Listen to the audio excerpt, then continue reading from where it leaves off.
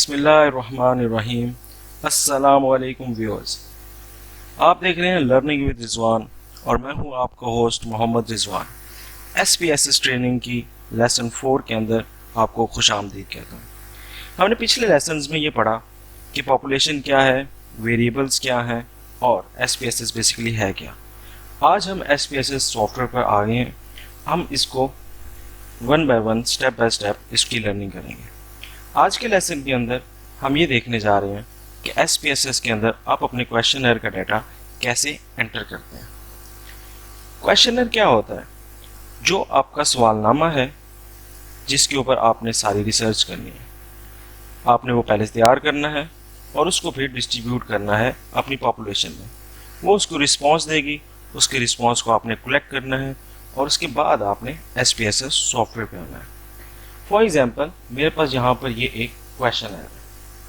Question है basically educational resources के ऊपर है कि गवर्नमेंट सेकेंडरी स्कूल्स के अंदर कितने यूटिलाइज हो रहे हैं एजुकेशनल रिसोर्सेज। तो बेसिकली ये टीचर से पूछा गया एक सवालनामा है, इसको मैं एज अ सैम्पल अपनी वीडियो के अंदर इस्तेमाल कर रहा हूँ। सबसे पहले आप देख सकते हैं कि इसके अंदर जेंडर है, उसके बाद डेजिग्नेशन टीचर का पूछा गया, उसके बाद स्कूल है, उसके बाद स्कूल एज कि कितना साल पुराना है, 5 साल पुराना है या 5 से 10 साल पुराना है या 10 से ज़्यादा साल पुराना है। उसके बाद हमारे क्वेश्चनर के अंदर फिज़िकल फैसिलिटीज़ के बारे में 10 सवाल हैं। उसके बाद use of teaching and learning resources के बारे में कुछ सवाल हैं। उसके बाद हमारे पास use of professional documents in the school के बारे में कुछ सवाल हैं। सबसे पहले हम ये जेंडर को एंटर करते हैं क्योंकि जेंडर हमारे पास सबसे पहला वेरिएबल है। अब हम आ गए हैं अपने SPSS सॉफ्टवेयर की तरफ। SPSS सॉफ्टवेयर के अंदर आपको यहाँ पर डाटा व्यू और वेरिएबल व्यू के 2 ऑप्शन नज़र आ रहे हैं। डाटा व्यू के अंदर आप अपना डाटा एंटर करते हैं, जबकि वेरिएबल व्यू के अंदर आप अपना वेरिएबल एंटर करते हैं। आप देख सकते हैं कि डाटा व्यू थोड़ा सा डिफरेंट है और वेरिएबल व्यू थोड़ा सा डिफरेंट। सबसे पहले आपने वेरिएबल व्यू को ओपन करना है और यहाँ पर नंबर 1 के अंदर मैं अपना पहला वेरिएबल जेंडर ऐड करता हूँ। जैसे मैंने जेंडर ऐड किया तो यहाँ पर आप देख सकते हैं कि आगे मज़ीद ऑप्शंस आ गए हैं। इनको हम दोबारा देखते हैं कि ये कौन से ऑप्शन हैं और उनमें क्या है। पहले हम अपने सारे वेरिएबल एंटर कर लेते हैं। जेंडर के बाद डेजिग्नेशन और उसके बाद स्कूल। जेंडर के बाद हम डेजिग्नेशन यहाँ पे पुट कर देंगे, ये हमारा दूसरा वेरिएबल है। इसके बाद हम तीसरा वेरिएबल पुट करेंगे, वो था स्कूल टाइप। इसके बाद हम यहाँ पर हम स्कूल टाइप एंटर करते हैं।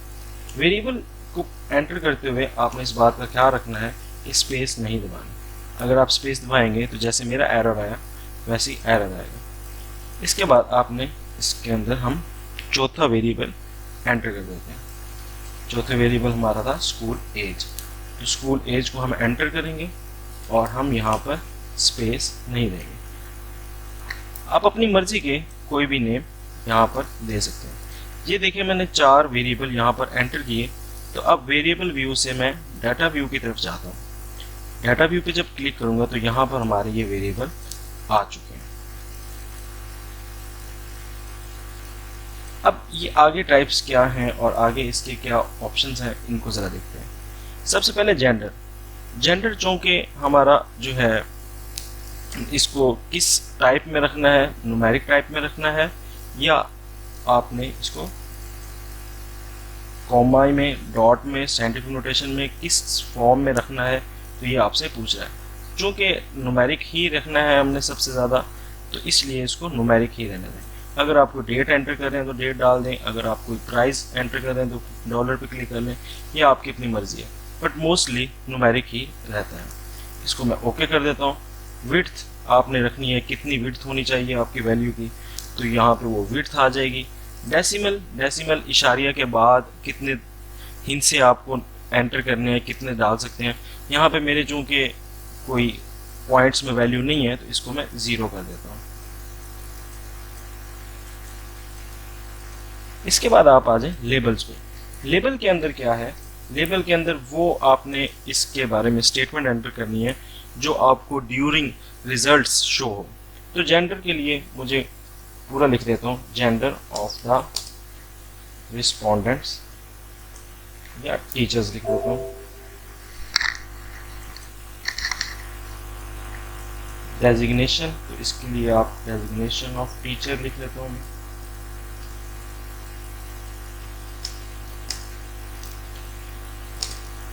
इसके बाद स्कूल टाइप है तो टाइप ऑफ स्कूल में लिख लेता हूँ। यहाँ पे आप जितनी स्पेस देना चाहें, जितना लंबा लिखना चाहेंगे आप लेबल उतना कर सकते हैं। तो यहाँ पे मैं आखिर में एज ऑफ स्कूल लिख देता हूँ। ये लेबल हमें तब शो होंगे जब हम रिजल्ट को एनालाइज करेंगे और हमारे पास रिजल्ट आएगा। इसके बाद है वैल्यूज़। वैल्यूज़ के अंदर आपने इसकी वैल्यूज़ पुट करनी है। फॉर एग्जांपल मेरा पहली वैल्यू मैं रख देता हूँ 1 और नीचे मैं उसको लेबल दे देता हूँ। चूँकि मेरे वेरिएबल जो था जेंडर उसके अंदर 2 थे, मेल और फीमेल, तो 1 मैं मेल कर दूंगा और सेकंड 2 को मैं फीमेल कर दूंगा। तो यहाँ पे 1 लिखा और लेबल में मैं लिख दूंगा मेल, इसको यहाँ पर मैं ऐड कर दूंगा। तो ये 1 का मतलब मेल। इसी तरह आप जब 2 लिख देंगे यहाँ पे और यहाँ पे क्या लिख देंगे फीमेल, तो ये आपका दूसरा वैल्यू आ गया। तो मीन्स जेंडर के अंदर हमारे पास 2 ऑप्शंस थी, मेल थे या फीमेल। तो मैंने मेल को 1 वैल्यू दे दी है और फीमेल को 2। अब अपनी मर्जी से कोई वैल्यू भी दे सकते हैं। तो यहाँ पे ये वैल्यूज आ गई है। इसी तरह डेजिग्नेशन में मेरे पास 3 थी, PST, EST, SST। तो मैं 1 पे नाम दे देता हूँ PST का और इसको मैं क्या कर देता हूँ ऐड। इसी तरह मैं 2 पे नाम दे देता हूँ EST का और इसको भी मैं कर देता हूँ ऐड। इसी तरह मैं 3 पे नाम दे देता हूँ SST का और इसको मैं कर देता हूँ ओके।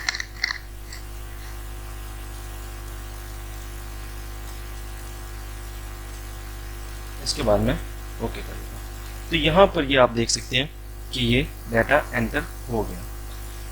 इसके बाद इसी तरह टाइप ऑफ स्कूल को भी एंटर कर लेंगे और एज ऑफ स्कूल को भी एंटर कर लेंगे। 1 for rural, add 2 for urban, add. इसी तरह एज ऑफ स्कूल को भी हम एंटर कर लेंगे। इसके बाद मिसिंग वैल्यूज क्या है? मिसिंग वैल्यू ये कि अगर आप चाहते हैं कि कोई बंदे ने जब क्वेश्चनर फिल किया तो कोई वैल्यू मिस कर दी, तो आप चाहते हैं कि वहाँ पर अगर आप किसी कोड के ज़रिए वो मिसिंग वैल्यू आइडेंटिफाई करना चाहते हैं तो फिर आप यहाँ पे वो मिसिंग वैल्यू लिख देंगे। फॉर एग्जांपल मैं चाहता हूँ कि अगर किसी ने जेंडर मेंशन नहीं किया तो उसकी जगह कोई वैल्यू आनी चाहिए, तो मैं यहाँ पे लिख देता हूँ 991, यानी कि अगर 911 लिखा हुआ है मेरी इस वैल्यूज़ के अंदर तो इसका मतलब होगा कि उस बंदे ने कोई डिजिट कोई वैल्यू अपनी कोई जेंडर अपना जो है वो नहीं बताया। इसको मैं ओके कर देता हूँ। इसी तरह अगर आप इसकी सेलेक्ट करना चाहते हैं, इसकी सेलेक्ट करना चाहते हैं, जिसकी भी करना चाहते हैं, कॉलम 8 ही रहने दें, अलाइनमेंट राइट साइड पर रहने दें। नेक्स्ट है मेजर। मेजर के अंदर हम अपना स्केल ऑर्डिनल नॉमिनल में से एक पॉइंट सेलेक्ट करेंगे। चूँकि gender of the respondent nominal है यानी कि बाय नेम कैटेगरी है, इसलिए मैं यहाँ पे नॉमिनल कर रहा हूँ। इसी तरह डेजिग्नेशन भी नॉमिनल है तो मैं इसको नॉमिनल कर देता हूँ। ऑर्डिनल क्या होते हैं? ऑर्डिनल जिसके अंदर आपको ऑर्डर दिया गया हो, यानी कि एक तरतीब हो, सबसे छोटा उससे बड़ा, उससे बड़ा, उससे बड़ा। जिस तरह हमारे अगले आएंगे वेरिएबल उसके अंदर हम ऑर्डिनल सेलेक्ट करेंगे। उसके बाद है स्केल। स्केल क्या है? जब आपके पास कोई वैल्यूज़ जो हैं वो कंटिन्यूस फॉर्म में हो और कोई कैटेगरी ना हो। फॉर एग्ज़ाम्पल आप किसी की एज पूछी, उसने अपनी एज बताई, किसी ने 25 बताई, किसी ने 26 बताई, किसी ने 27 बताई, तो उसके अंदर कोई ऑर्डर नहीं है, तो वो एक कंटिन्यूस नंबर हो सकता है, कोई भी नंबर हो सकता है, तो उस वक्त फिर हम स्केल लगाएंगे। यहाँ पर जो पहले 4 वेरिएबल लगाए हैं ये चारों के चारों नॉमिनल है, तो इसलिए मैं इनको नॉमिनल रख रहा हूँ। अब हम दोबारा अपने क्वेश्चनर की तरफ आते हैं और आप यहाँ पर देख सकते हैं कि यहाँ पे अच्छे खासे लंबे लंबे सवाल हैं। तो आपने इसको पहले सवाल को यहाँ पे कॉपी कर लेना है और दोबारा जाके इस लेबल के अंदर पेस्ट कर देना है। इसी तरह अब यहाँ पर इधर आपने इसको कोई कोड दे देना है अपने लिहाज से। चूँकि यहाँ पर ये पहला एक टाइटल है फिजिकल फैसिलिटीज़, तो मैं इसको PF का नाम दे देता हूँ और यहाँ पर PF1 PF की पहली स्टेटमेंट है तो इसलिए मैं इसको PF1 कह देता हूँ। इसी तरह इससे आगे PF2 होगी तो उसके अंदर मैं अपनी दूसरी स्टेटमेंट को कॉपी कर देता हूँ।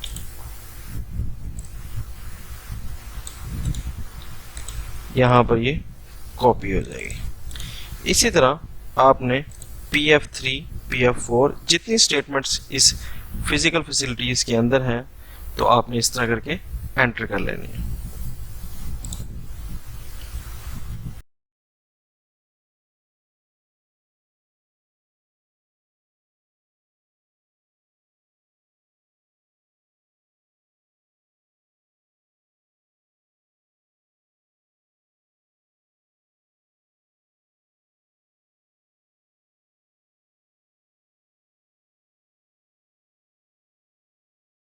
जी, तो मैंने ये सारे वेरिएबल्स एंटर कर लिए हैं। अब इनकी बाकी चीज़ें तो वैसे ही रहेंगी, मगर जो मैयर है उसको आपने चेंज करना है। चूँकि ये ऑर्डिनल होंगे तो इसलिए यहाँ पर मैं सारे ऑर्डिनल कर देता हूँ।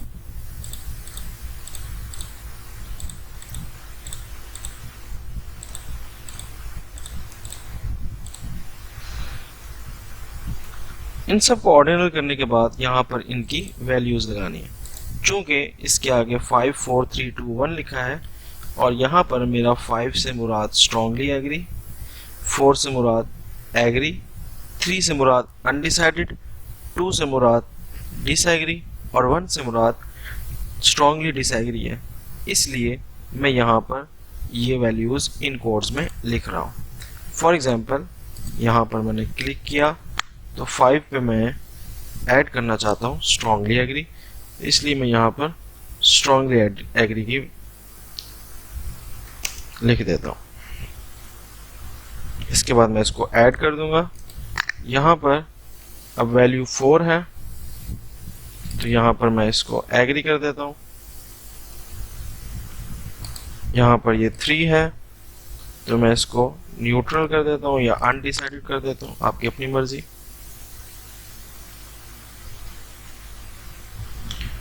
इसके बाद 2 पे मैं इसको डिसएग्री कर देता हूँ और 1 पे स्ट्रांगली डिसएग्री कर देता हूँ।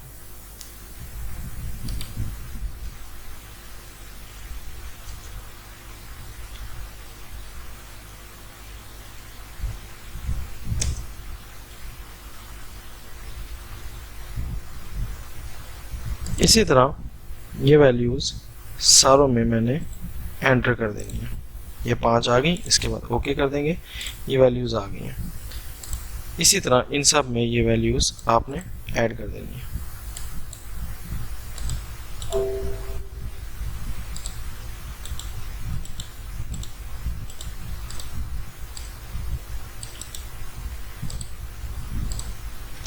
ये मैंने सारी ऐड कर ली है। अब हमारा एक क्वेश्चन का हिस्सा हो गया।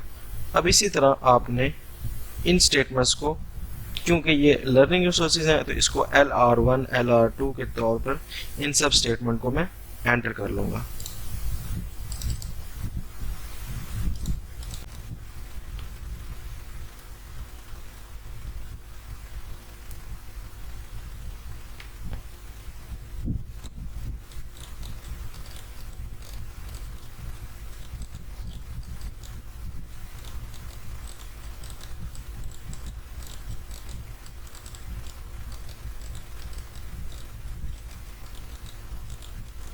हमारी नेक्स्ट हेडिंग प्रोफेशनल डॉक्यूमेंट्स के बारे में है, तो इसको मैं PD नाम दे देता हूँ और ये इसकी 6 स्टेटमेंट्स PD1 PD2 PD3 तरह हो जाएंगी।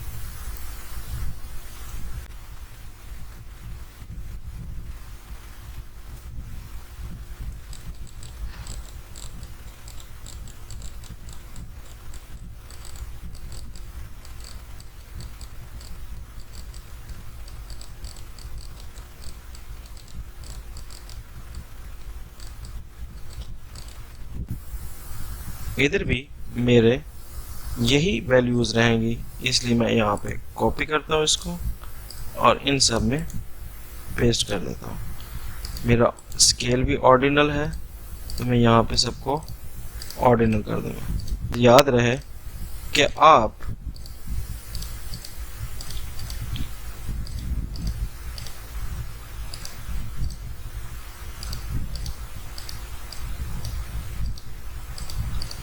यहाँ पर ये बात याद रहे कि लेबल में आप अपनी मर्जी के लेबल डाल सकते हैं। ज़रूरी नहीं है कि जो क्वेश्चनर के अंदर स्टेटमेंट्स हैं वही आप यहाँ पे लिखेंगे। इसी तरह आप नेम में वेरिएबल का कोई भी नाम दे सकते हैं, आपकी अपनी मर्जी है। अब आप ये देख सकते हैं हमारे वेरिएबल सारे हमने अपने क्वेश्चनर के डाल लिए हैं, जिस जिस मेयर्स के थे, जिस जिस वैल्यूज़ के थे और जिस जिस नाम और लेबल के थे हमने सब पुट कर लिए।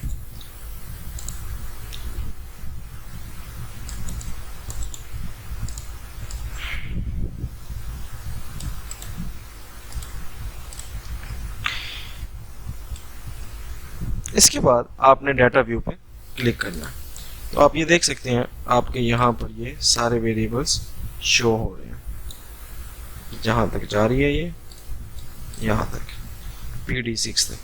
अब आपने अपना डाटा एंटर करना है। जेंडर में चूंकि हमने वेरिएबल के अंदर 2 दिए थे वैल्यूज, मेल 1 फीमेल 2, तो इसलिए आप देखेंगे कि अगर रिस्पोंडेंट ने मेल किया है तो आप यहाँ पर पहले पॉइंट पे 1 लिख देंगे, और अगर दूसरे क्वेश्चनर के अंदर भी मेल किया तो 1, इसी तरह 1 लिखते जाएंगे। अगर कोई फीमेल ने किया है तो यहाँ पर आप 2। जी व्यूअर्स, तो इसी तरह हम डेजिग्नेशन को एंटर करेंगे। डेजिग्नेशन में हमारे पास 3 थे। PST को हमने 1 वैल्यू दी थी, EST को 2 दी थी, SST को 3 दी थी। तो हम यहाँ पर अगर PST है तो 1 वैल्यू लिख देंगे, अगर दोबारा PST है तो 1, अगर EST है तो 2, अगर SST है तो 3, और अगर दोबारा PST आता है 1, EST आता है 2, इसी तरह जिस तरह उसका होगी।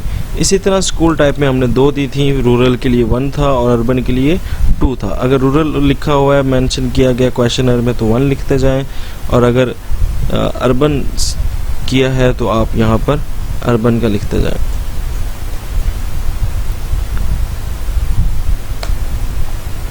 इसके बाद स्कूल एज को आपने इसी तरह पुट कर लेना है।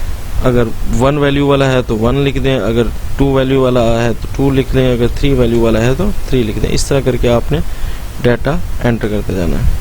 इसके बाद अगर PF1 आपके पास पता है, आपकी पहली स्टेटमेंट है ये वाली, the number of desk and chair in the staff room is adequate. अगर उसने 5 पे टिक किया है तो आपने यहाँ पर स्ट्रांगली एग्री 5 लिख देना है। अगर उसने 4 पे किया तो 4 लिख देना है। अगर अगले ने 3 पे किया, तो इस तरह करके आपने A to Z सारे क्वेश्चनर की वैल्यूज़ डाल लेनी है। तो यहाँ पर आप अपने क्वेश्चनर भी गिन सकते हैं। ये पहले क्वेश्चनर का डाटा इस पूरी लाइन में आ जाएगा, दूसरे क्वेश्चनर का इस लाइन में आ जाएगा, तीसरे क्वेश्चनर का इस लाइन में। इसी तरह आपके जितने क्वेश्चनर हैं, आपने जितने लोगों से पूछा है, ये एंड तक आपने इस तरह करके इसको फिल कर लेना है। तो मैं इसको एक रफ फिल करके अपने पास सेव कर लेता हूँ, आप अपने डाटा इस तरह करके इजीली बना सकें। हम इसी डाटा को आगे लेकर इसकी एनालाइज पढ़ेंगे। एनालाइज के लिए हम इंशाल्लाह अगले चैप्टर में, अगले लेसन में आपसे मिलते हैं। तब तक के लिए इजाज़त, दुआओं में याद रखें। पाकिस्तान जिंदाबाद।